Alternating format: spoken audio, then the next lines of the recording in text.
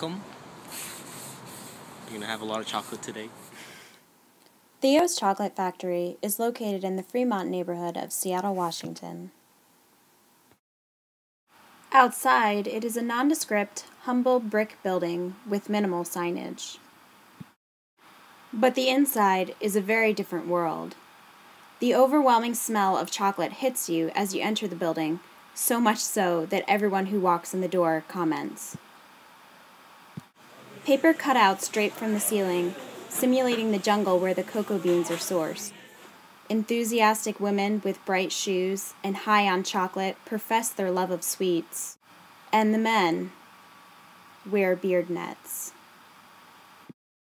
The name Theo's comes from Theobroma, the name of the genus of the cacao tree, which itself derives from two Greek words, Theo, meaning God, and broma, meaning food, therefore meaning food of the gods.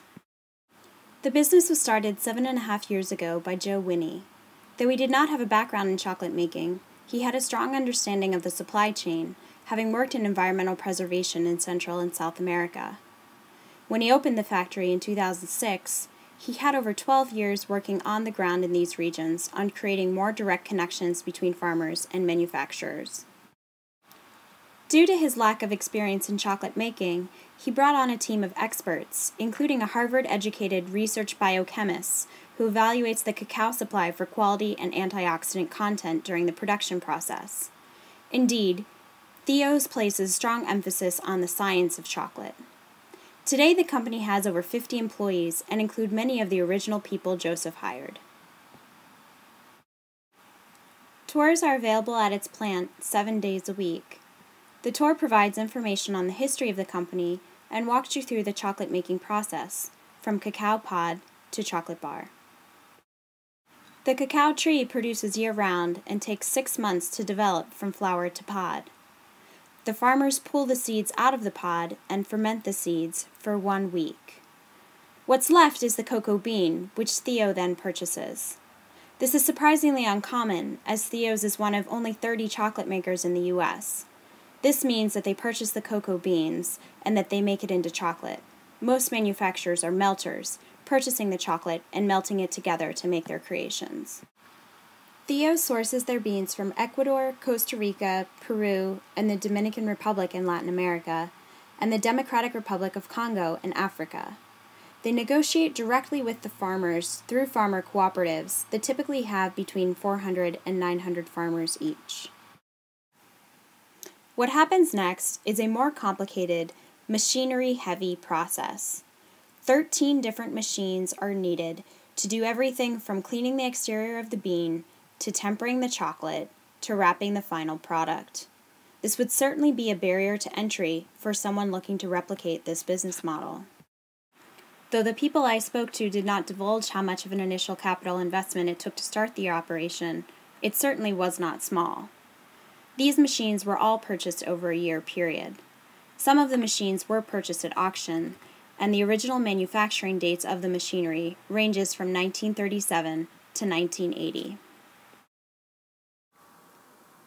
Theo's currently makes approximately 22,000 chocolate bars daily, using 7,000 pounds of chocolate. Theo's is at an interesting point in its development, having doubled its annual sales both of the past 2 years. Sales for this year of 2012 are estimated at 800,000, and sales for 2013 are projected to be more than 1.5 million. What started as a company that offered a few different types of chocolate bars has grown to a company with strong community ties that offers a wide variety of chocolate bars, and is now a full-fledged confectioner with national distribution.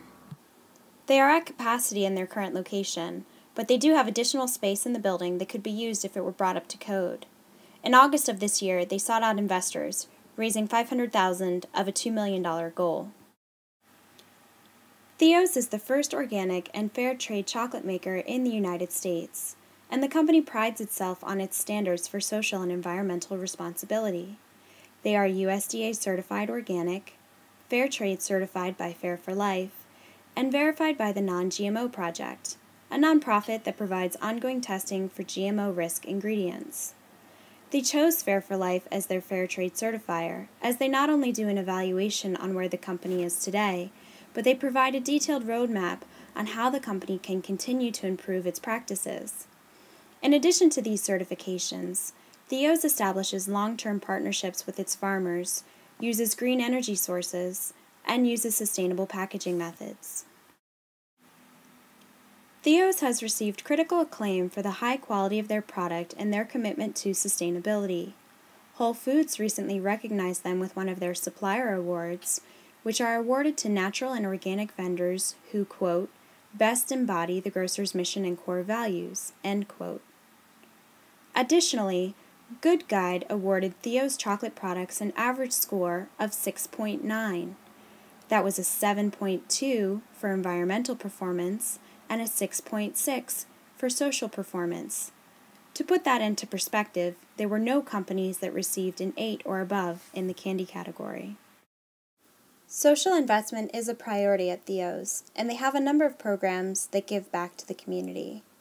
Beyond local programs of donations of irregular pieces to local food banks and fundraising for Fair Start, they sell chocolate bars whose proceeds go to partner organizations around the world. They constantly have organizations reaching out wanting to partner with them, and they have strict standards regarding who is featured. Currently, they are featuring 4 bars. The first benefits World Bicycle Relief, an African organization that strives to increase productivity and provide educational opportunities in rural Africa by providing bicycles to students, healthcare workers, and entrepreneurs.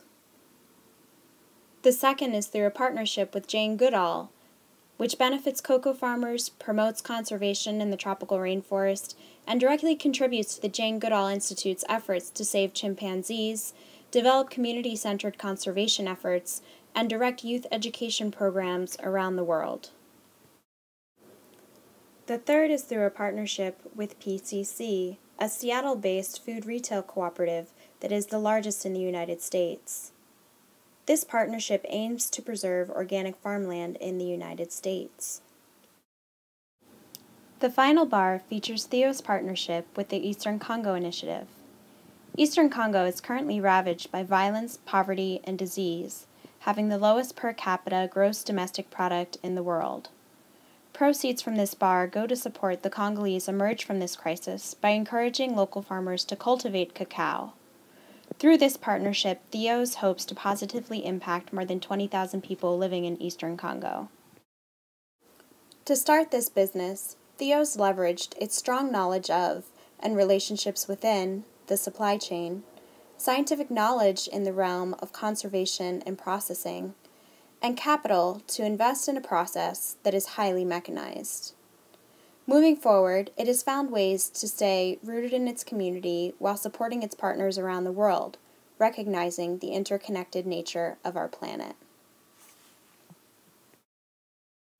Oh, and did I mention one of the best parts of the tour? There's samples. A lot of them.